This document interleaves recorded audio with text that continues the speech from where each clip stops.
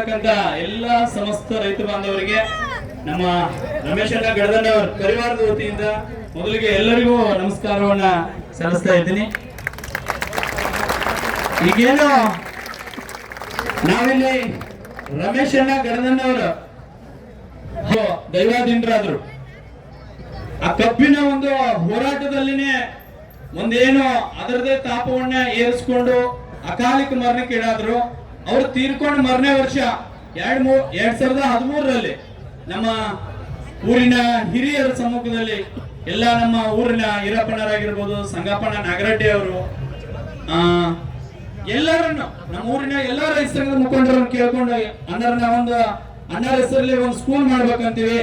ಯಾಕಂದ್ರೆ ಅವ್ರ ಹೆಸರಿಂದ ಹಾಳಾಗ್ಯಾವ, ಕತ್ತೆಗಳಾಗ್ಯಾವ, ಒಂದು ಸ್ಕೂಲ್ ಮಾಡ್ಬೇಕಂತ ವಿಚಾರ ಮಾಡಿದಾಗ ನೋಡ್ರಪ್ಪ ಅವ್ರು ಹೆಂಗ ರೈತರ ಪರವಾಗಿದ್ರು, ನ್ಯಾಯದ ಪರವಾಗಿದ್ರು, ಆ ರೀತಿ ಒಳಗೆ ಒಂದು ಕಡಿಮೆ ಫೀಸ್ ಒಳಗೆ ಒಂದು ಅತ್ಯುತ್ತಮ ಗುಣಮಟ್ಟದ ಶಿಕ್ಷಣವನ್ನು ಕೊಡ್ಬೇಕು ಅನ್ನೋ ಆಸೆದಿಂದ ಹೇಳಿದ್ರು.